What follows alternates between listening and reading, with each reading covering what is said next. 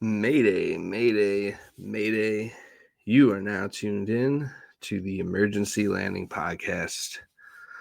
Flying solo tonight, or at least for now, at least to start the show, we'll be flying solo. We might get a guest appearance from Justin here in a little bit, but if you've watched before, you know how that goes. It's like a 50-50 whether or not he actually shows up. And when you expect him to show up, he doesn't end up showing up. When you don't expect him to show up, he shows up. So I don't know. I'm not really expecting him necessarily to show up. I'd just put it on I'd bet on the no because just the circumstances and how I felt out the circumstances. I would say it's more likely he doesn't appear than that he does. So I'm going to be on here waffling for a little bit. Mo was unable to record tonight either. This is just kind of a crazy week, and honestly, I probably would have just said fuck the podcast this week had we lost again, but had to come on here because the Jets won a football game on a day where an absolute legend of the franchise and Nick Mangold passed away, and that news came out just hours before the game. So had to come on here, give my thoughts on the win, and some words about Nick Mangold, and I'm happy they won. I know that I've been talking a lot about the quarterbacks, and I've probably been watching college football with a little more interest than the NFL this year, just because of all the different quarterbacks and how bad the Jets are. And honestly, I feel like the college product has been a little bit better than the NFL this year. But yeah, the Jets finally win a game, and I'm happy. I'm glad they won. Obviously, once you heard the news about Nick Mangold, which I think it was probably like 2 hours or so before the game started, it was like, all right, like they have to win now. And I didn't even really go through the whole, we talked about it last week, how Jets fans go through the motions, and by the time you get to Sunday, you're talking yourself into a win, only to have your hopes crushed, like, immediately after kickoff. But I actually had like a weird feeling that they were going to win this game, like after the news came out. Then, of course, they come out flat. They're down 10-0. They're down 10-0 pretty quickly. They give up a field goal on, I believe it was the opening drive, and then they go for it on that 4th and 1, where they go for it on 4th and 1 on their own end, where I guess the play call was to QB sneak or tush push it, but Justin Fields for some reason checked out of the play. He checked to a halfback toss, which made no sense. I liked the idea of going for it there, but obviously the play call didn't.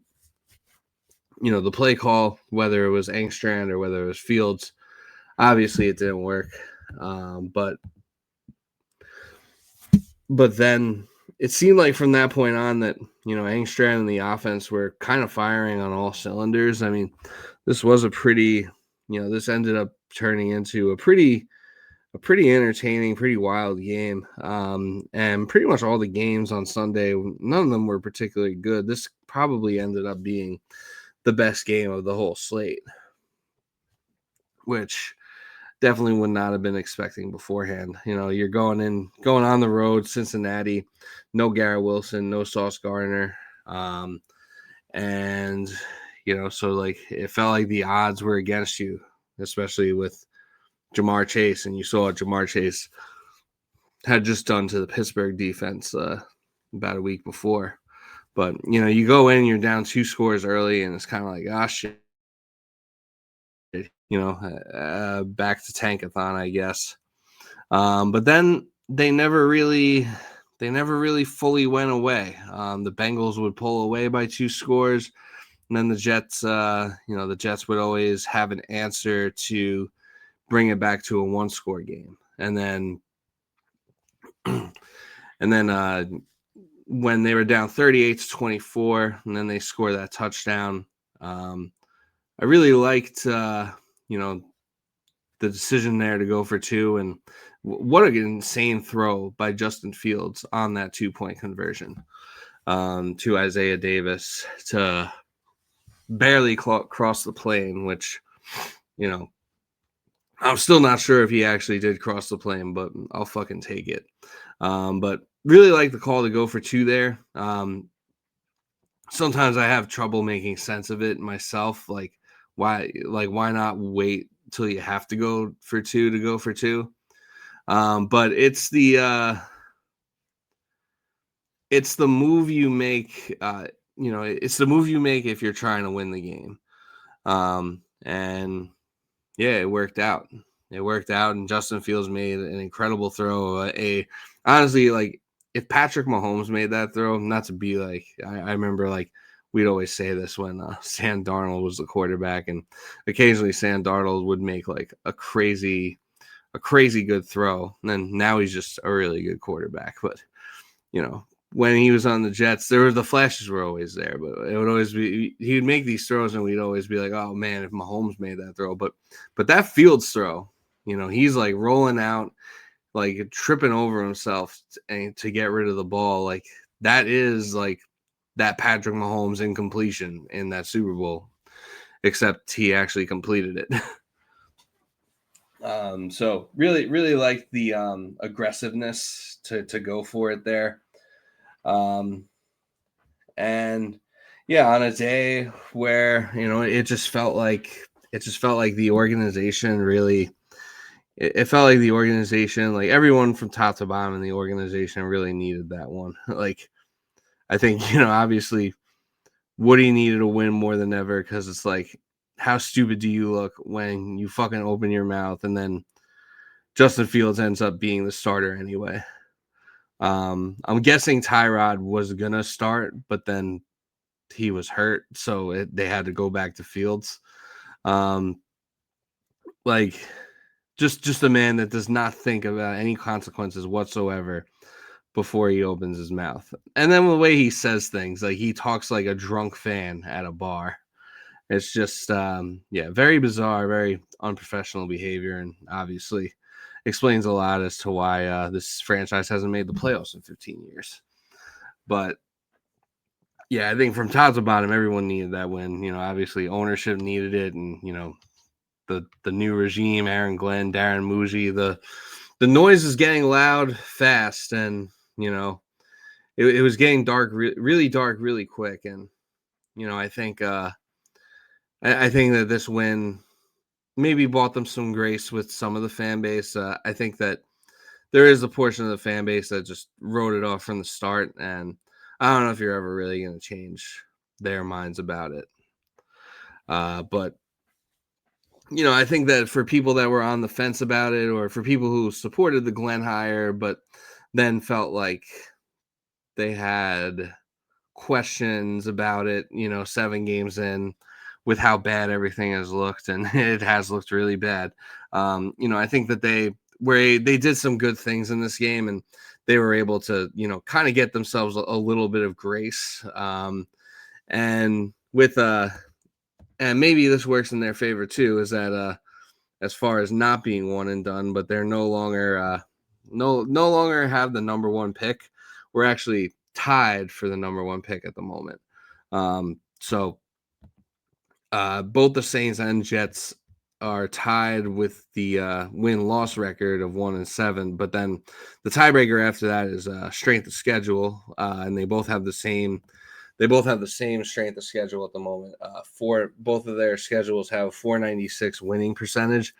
If they remain tied in strength of schedule, then it's going to come down to that game against the Saints in December for the number 1 pick, which is likely going to have Tyler Shuck or Tyler Show, whatever his name is. That shitty quarterback from Louisville that's now going to be a Saints starter, because Spencer Rattler was so bad that they had to bench him. And now they're gonna shop Olave probably at the deadline, and they're gonna be putting out like a borderline college team come come that game. So we'll have our work cut out for us if we do want the number one pick. But maybe it works better for the regime as far as not being one and done, because you're really stuck.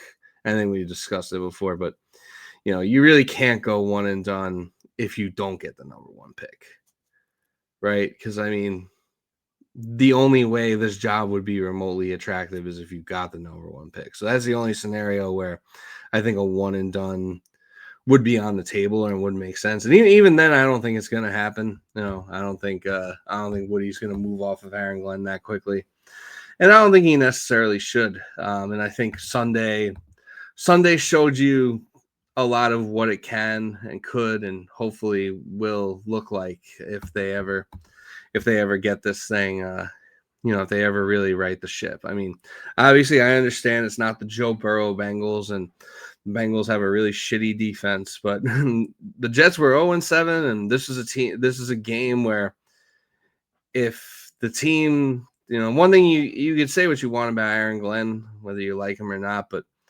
you cannot say that this team has quit on him. They're still out there playing for him, whether you like him or not. So that's a plus, and I think you can tell from some of like the post game footage that they're really bought into the guy, and it's just a matter of whether or not they'll be able to make it happen. But no, I mean, I think it's too early to really worry about draft positioning. Yes, we're going to need a quarterback, but I mean, if you look at it, the hit rate of the number one overall pick at quarterback as of late, the hit rate hasn't been great. And even if you do hit, a lot of these teams are still finding themselves trembling in mediocrity. So even if this win ends up costing us Fernando Mendoza, I don't, maybe this ages poorly, but as of right now, like, I'm not ready to like be kicking myself over that or be kicking the Jets over that.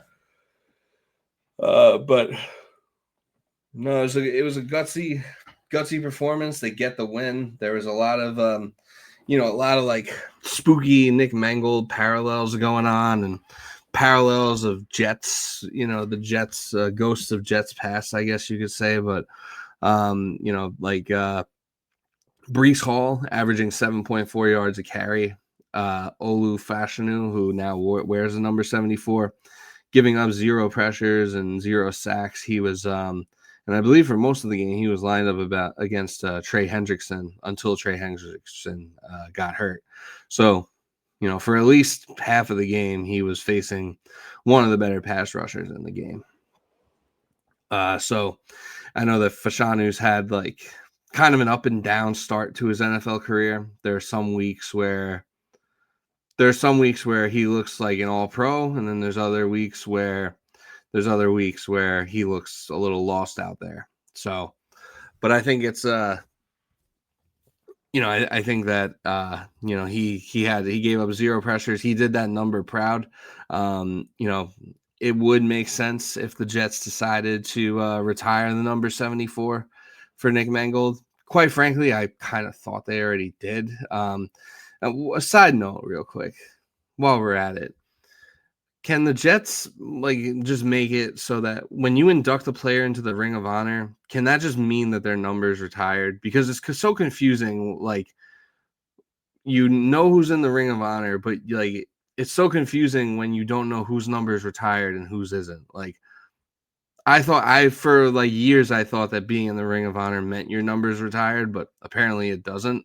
Like, I guess Revis's number was unofficially retired, but the Ring of Honor ceremony didn't actually retire his number. And it's just like, okay, why? Just keep it simple, just keep it simple and make it so that if you're in the Ring of Honor that your number is retired. It would make sense for the Jets to retire 74, but at the same time, if Fashanu keeps playing like that, I would let him keep the number 74, because I think that I like to think that now, obviously, I don't have any personal ties with Nick Mangold. Like, he played football for my favorite team for a really long time, and I really liked watching him. But I never met him personally. But I would like to think, especially like with all the stories that have come out about him, just about like how like cool of a guy he was, that he would give his blessing if, especially if Fashanu keeps playing at a high level. So that's just my 2 cents on that. But yeah, that they yeah, and they won. The game was in Cincinnati, which is like 45 miles away from where he was born.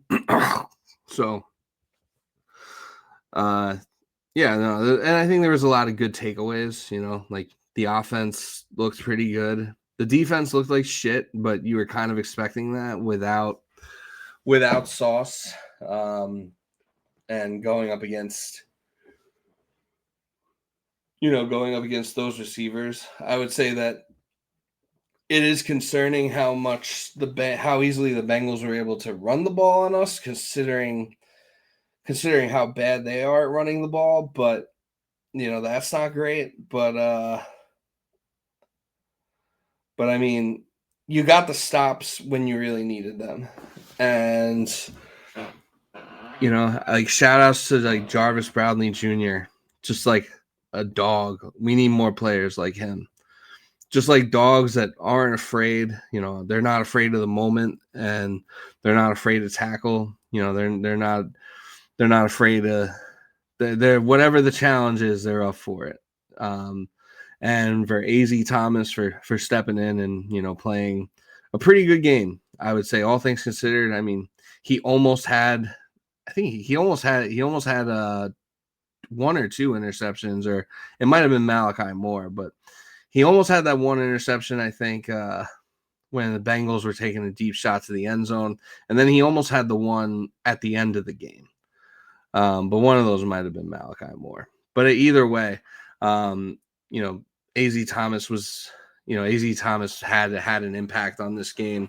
Collectively between him, Brandon Stevens, they had the secondary held Jamar Chase to under 100 yards, and Joe Flacco targeted him again like 16 or like 19 times or something like that. So you definitely take that and you run with it, and hopefully it's something you can build on. I'll be honest, I didn't want this team to go 0-17. Like sure you can guarantee yourself the number one pick in the draft if you don't win a single game, but I don't, and like I still have hope that we'll have a very high draft pick this season, because even after this win, I still think at best we're probably like a 4 or 5 win team. But I still think like there's probably only like a couple more wins on the schedule after this. Though like the Saints almost feels like a lock that we're gonna win. Miami feels like a win, like that home again, that second game, home game against Miami. Those both feel like wins. I'll get to it in a little bit, but the Browns, depending who the quarterback is, if Dylan Gabriel's playing, that should be a game we could win. The one wild card I would say on our schedule is the Falcons. What Falcons team is going to show up on, I think it's November 30th, so like in a month when we play them? What Falcons team is going to show up? Because the Falcons are so Jekyll and Hyde. Like 1 week they're beating the Bills, and then the next week or 2 weeks later they're getting their shit kicked in by like the Miami Dolphins. So I don't know what to make of that, and the fact that game's in MetLife, like that one could be interesting. But no, I'm glad this team isn't going to go 0-17. I think it was, I wouldn't say a signature win for Aaron Glenn. I mean, it's the only win he's got as our head coach so far, but he got the monkey off his back. He got his first win as an NFL head coach. They got their first win as a staff. So it's good to like get that off your back, block out, all that noise. You don't have to hear about how like historically bad you are anymore. Now you can just be like your average run of the mill bad team. But yeah, I mean, and shout outs to Justin Fields for you know all the adversity he was put through over the past week. And he said all the right things, but then after the game he got very vulnerable and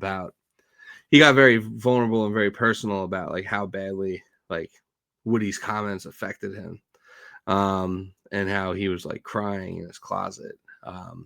So he showed like a moment of weakness, and he's very, very spiritual guy, and said how like he believes like that God got him through that. So good for him. Good for him for good for him for shutting Woody Johnson up. And I like that he kind of subtly dissed him at the end of the press conference by saying like, yeah, he's the owner, but like we still consider it like outside noise at the end of the day. So I appreciated him taking that little jab at him. But hopefully that's a performance he can build on. Like, just let it rip, like you weren't even really supposed to get this chance, but I think that he did enough to at least be the starter for another week. So, I think you just got to take that chance, run with it, and just let it rip and let the chips fall where they may. What else did I want to touch on from this game? Yeah, no, just it's good. It feels good to win. You forget what it feels like to see the Jets win a game when it hasn't happened in that long.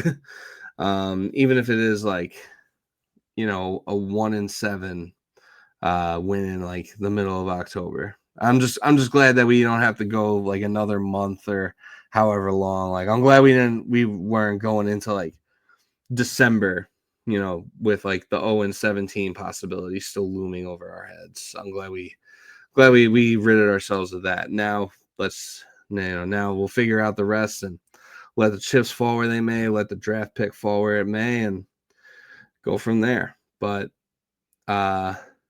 in closing, as far as this game segment, yeah, it was definitely one of those weird Jets Bengals games. The Jets and Bengals, they don't play each other super often, and usually when they play each other, I feel like it's usually not super memorable, but every once in a while you'll get a weird game. Like it's a little funny that like we got our first win of the season against them. Because if you remember in 2019, the Bengals were like 0-12 going into like Thanksgiving weekend, and we played them on Thanksgiving weekend, and Adam Gase skipped dinner with his family to game plan for the winless Bengals, and I believe we put up like 6 points in that game and lost like 23-6 or something like that. And the Jets were probably like heavily favored, or if not heavily favored, at least favored by a couple of points in that game. I don't remember the exact line, but considering the fact that it was a winless team, and at the time the Jets had ripped off a few wins. That was like Darnold's second year, like the first year of Gase. And there was a stretch in like November of that year where they looked semi-competent. So they were probably favored to win that game. And, I don't think anyone really particularly thought the Jets would win this game, at least not until like the news broke. But, kind of like a little similar to like the Mike White game a few years ago. No one really expected the Jets to win that. That game was also like on Halloween or Halloween weekend. And, this was essentially Halloween weekend, or the weekend before Halloween. So there are definitely some parallels. Also, not to mention, I'd be remiss if I didn't mention, and this will probably just transition to the next topic I wanted to go over, but the Breece Hall touchdown pass to win the game. Now, apparently, this is a play they had been working on in practice. And, Breece Hall hits Mason Taylor was like covered, but he hits him with the perfect throw in the back corner of the end zone. The Jets are the only two teams to win a game off of a game-winning touchdown from a pass from a running back are the New York Jets 2025 and the New York Jets 2000, when Curtis Martin did it against the Tampa Bay Buccaneers in Week 4 to improve that team to 4-0. He threw a touchdown pass to Wayne Corbett. So kind of shades of that on that play. So I thought that was kind of fitting given the given the type of day it was with the news of Nick Mangold. To have some like vintage, kind of like a vintage Jets moment. And, apparently that's a play they have been working on, but I wonder if Aaron Glenn just being like, Aaron Glenn, everyone's been saying about Nick Mangold that he's a Jet through and through. And regardless of what your thoughts are about Aaron Glenn as a coach, and we'll see whether or not he succeeds here, but I think the reason that so many people want him to succeed, I mean, number one, we're just sick and tired of fucking searching for a new coach every 3 years. But number two is because he's also a Jet through and through. So I kind of wonder if he recognized the moment and decided, all right, like, now's the time, let's run it. Just a little food for thought. But man, for Breece Hall, it felt like he was finally unleashed on Sunday. He had his best game statistically of the year. He scored a touchdown for the first time this year. He actually scored 2 touchdowns, had the game-winning touchdown pass. He reminded you of the player that he can be when he's at his best and when he is properly being utilized. And he wasn't even fully being properly utilized because they still only attempted like 2 or 3 passes to him. They gotta do that more. Like I like Angstrom, I like what he's cooking up, but let's cook up some more. Let's cook up some more Breece in the passing game. Get that man some more targets. But I like the his comments after they won. He basically said, "Listen, Garrett Wilson's out. Like I need to touch the ball 20 to 25 times. I hate losing, but if we lose, I want it to be on me." And he also addressed, I guess, kind of the trade rumors that have been running rampant. And it does feel like there's been a shift in the vibes after this game with the whole trade Breece situation. Trade deadline's about 6 days away, I think, at this point.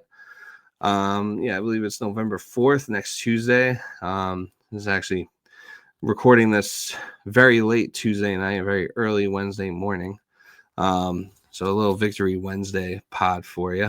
Keep the good vibes rolling throughout the bye week. But yeah, it feels like the vibes have shifted a little bit. Because, I mean, before that, but before last week, it was like, okay, you're probably going to ship Breece out for a 4th round pick if you're lucky. But a 5th round pick seemed like the most likely return.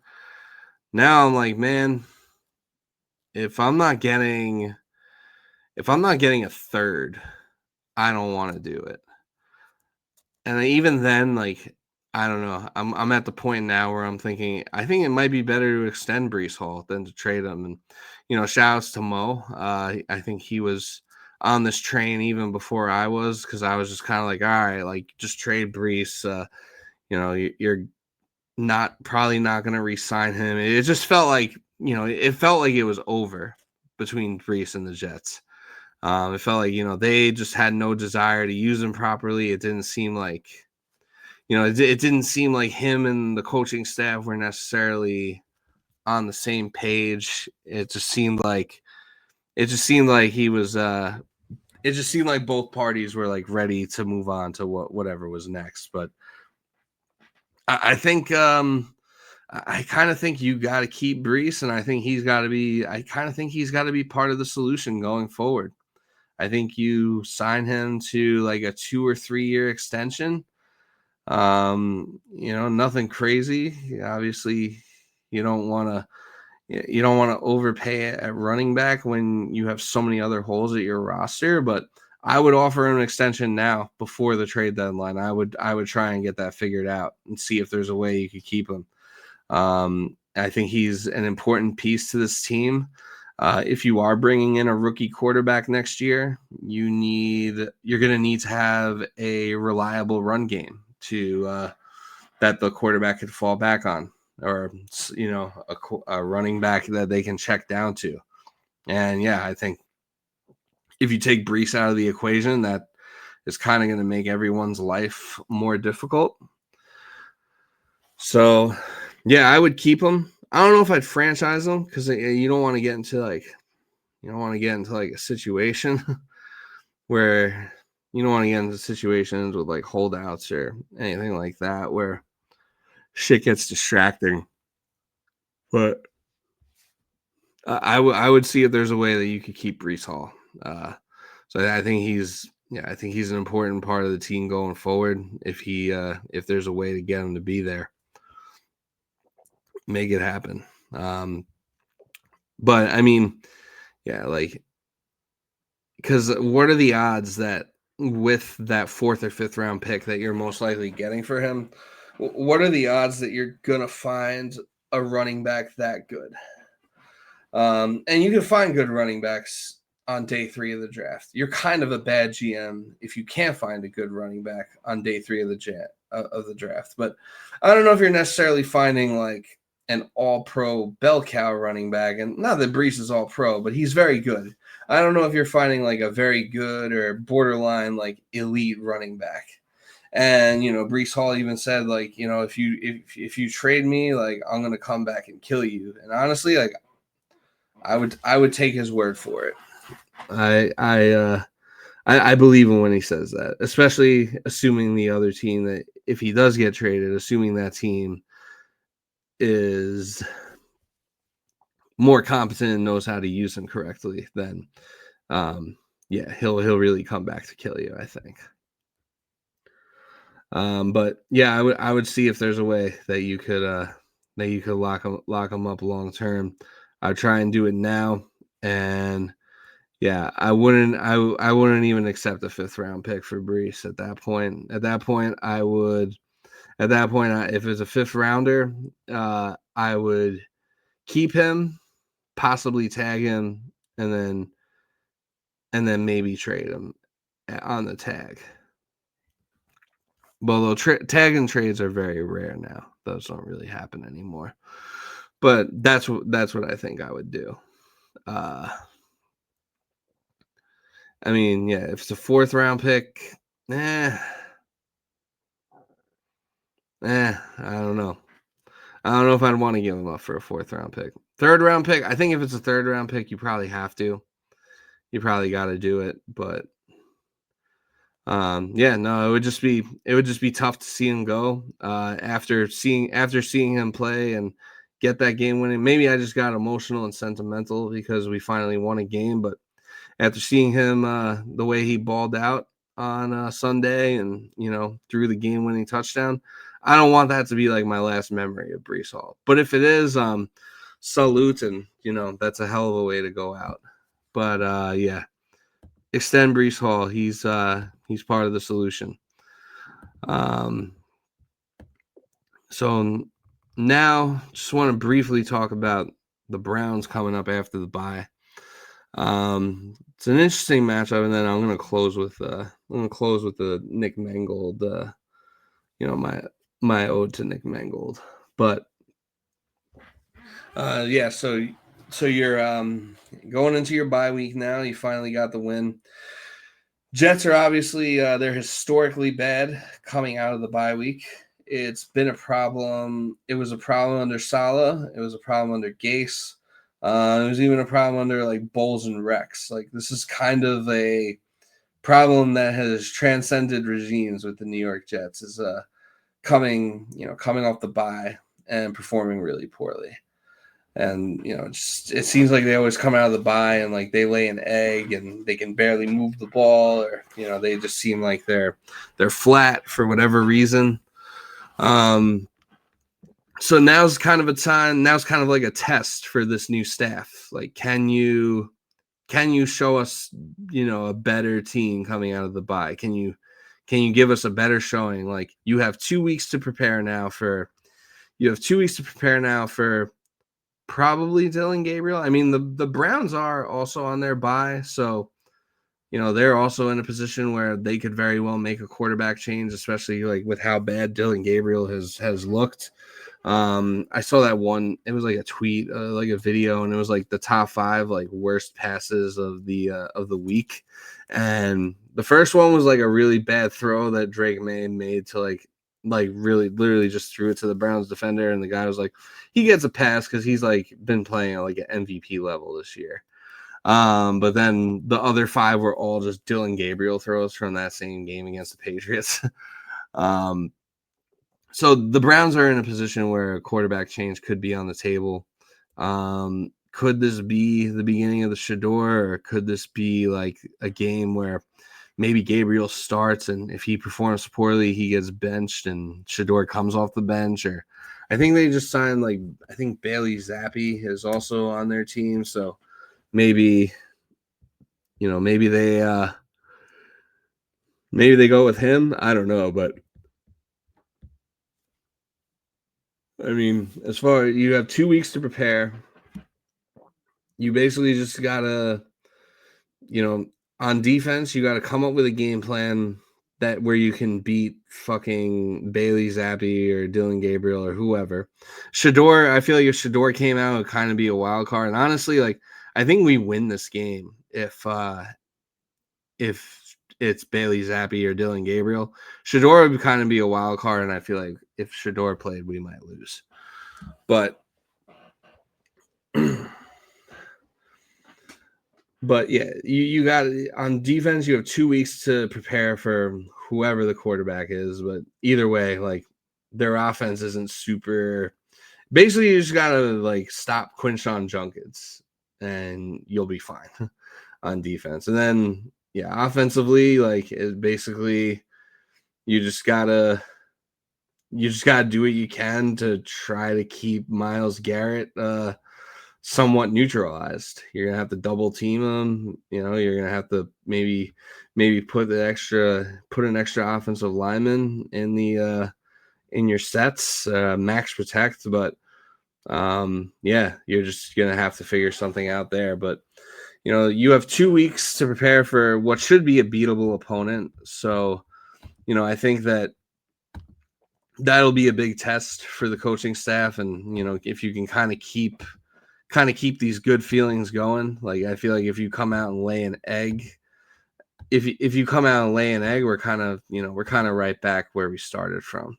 So that would be what I'm looking for, as far as that Browns game after the bye, is just how the team responds, and how ready do they look to play football too, like from the get-go.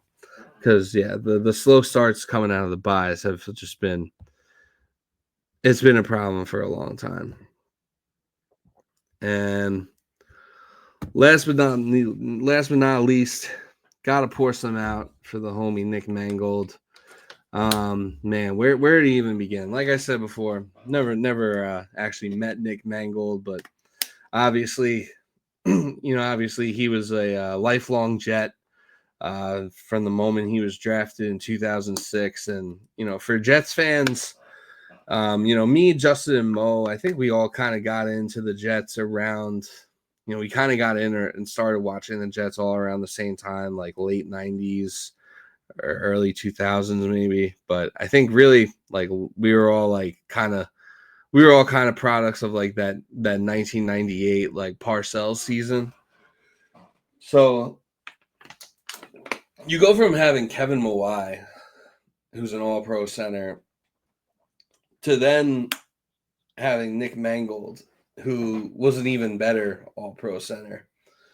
In 2006, like around that time, like I didn't really, obviously didn't know what a podcast was. I don't even know if a podcast was a thing, but didn't really follow the draft like I do now. Didn't really follow college football as closely. So I didn't really, I knew about like Reggie Bush and like Mario Williams and whatever, and like whatever quarterbacks were coming out, like Vince Young, like about those guys, but I didn't really know like who the offensive linemen were, or some of like the less celebrated positions in football. I didn't know a lot about the offensive lineman. I didn't know who DeBrickashaw Ferguson was when he was drafted. I barely even know or remember if I even watched that draft in 2006. I feel like I was kind of tuned out. I was kind of tuned out, and then I kind of just tuned into the Jets when they started playing. Back when I was like a normal person. When I was 16. Now it's just like full sicko mode where you watch every game and you consume tons and tons of Jets media on like a daily basis. So, and for that, I want to say if you are someone who's consuming this podcast, then I really appreciate it, because there's so many Jets pods out there, and there's so many good ones. Like it's hard to keep up with how many podcasts there are out there. So if you're taking the time to listen to us, we definitely appreciate it. But I just remember like watching that first game in 2006 against the Titans, and Kevin Mawai I think was on the Titans at that time, and I was like, oh, Kevin Mawai is on the other team now. And then it was like, oh, who's our center? And it was like, and then you see that it's Nick Mangold, and I think that he even got mentioned or like highlighted during the game, because he was really just a very good player from like the very beginning. From beginning to end, he was great. He was a great player, and it seems like he was an even better guy. I mean, all the stories that have come out, and obviously saw Rex. If you saw Rex on Sunday Countdown when he got the news, and how bad he was choking up, like, man, that was tough, especially like when he's like talking about how Mangold, when Rex was getting fired in his last game, Mangold was hurt, and he was like, I'm playing this game for you. Like just like a guy who makes you proud to root for the team that you root for, and a guy that makes you proud that like that guy's on your team. He was there from the beginning of the Mangini era, through the Rex, and then even he was even there for a couple of years of the Todd Bowles regime. He was there for the Ryan Fitzpatrick year where we barely missed the playoffs. He was there through it all, and he was there through it all, and he welcomed. It seemed like he welcomed everyone. It seemed like he welcomed everyone around him with open arms, like whether it was teammates, coaches, people in the media, whatever the case may be. It seemed like he just welcomed everyone in. He just seemed like a real cool, real chill, like down to earth guy, like someone you'd want to drink a beer with, pretty much. So it's unfortunate that it's unfortunate for me and for anyone else in this community that has not got to meet him, that we won't get that opportunity to do so. But yeah, I mean, what can really, what else can really be said about Nick Mangold? He should be in the Hall of Fame. That's I think I think I think that's a no-brainer to put him in the Hall of Fame. There aren't too many centers in the Hall of Fame, but he's definitely one of the more deserving centers to be in there. I would say same with Mawai too. But yeah, just a Jet through and through, one of the all-time Jets, and yeah, just a brutal news. He was only 41 years old. He just a couple of weeks prior had sent out a statement, in coordination with the Jets organization that, he was trying to find a kidney replacement, and it's shocking that it accelerated to the extent that it did that quickly, because it seemed like something. It was like, yeah, right, that he needs a new kidney, but it didn't. You didn't expect it to happen this fast. So yeah, I mean, it's just it just sucks. It really does. It really sucks, but it really sucks. And it should be a reminder, obviously, to prioritize your health, whether it's mental or physical, because you never know. But yeah, if you're not feeling right, you should definitely be proactive and get these things checked out, because it doesn't. These things, when it comes to your body and diseases, they don't really care if you were. They don't really care if you were a professional athlete, or they don't care if you're 40, 30, 90. If it's there, then it'll be the end of you. So yeah, it should be definitely a reminder to take care of yourselves and take care of each other and all that good stuff. But yeah, rest in peace, Nick Mangold. He was obviously, I mean, he was also like the quarterback of that offensive line. Like when we were in the ground and pound days with Rex, when that team was like really at its peak. He was quarterbacking the best offensive line in football for a year or two there, in like 2009, 2010. Definitely 2009, we had the best line in football. After we lost Alan Faneca, it took a little bit of a step back, and then progressively got worse there for a little bit. Yeah, and hopefully now, we're seeing the Jets, they're building through the trenches again with Fashanu and Membu. You got Tittman. So you got some pieces on this line. So hopefully they can find. I mean, there's never going to be another Nick Mangold, but hopefully they can find that mold of a player to kind of anchor the line in the long term. But yeah, rest in peace, Nick Mangold. Gone far, far, far too soon. I'm glad the Jets got a win for him. Obviously emotions were running high throughout the organization. So, yeah, a bittersweet podcast. A bittersweet podcast, a little bit of a shorter one, but that's pretty much all I got to say. We probably won't have a show next week, unless Justin and Mo want to do a show without me, or if one of them wants to do a solo show, they're more than welcome to do so. But I'm going on a cruise though, so I ain't gonna be here. But be back after the bye week, after the Browns game. So we'll see who's still on the team by then and who's not. Right now, if I had to guess, I'd say Breece Hall is staying, Quinnen Williams is staying, Jermaine Johnson is pretty much confirmed staying.